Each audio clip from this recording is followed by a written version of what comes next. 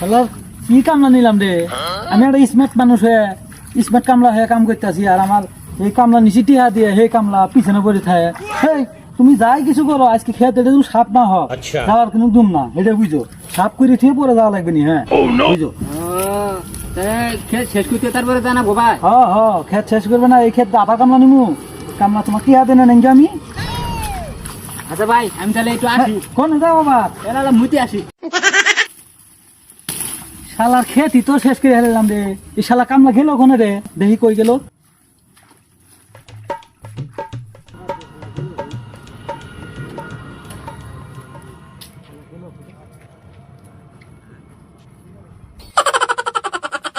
রে খেত দিলেন বাদে তুই এনে কি কর?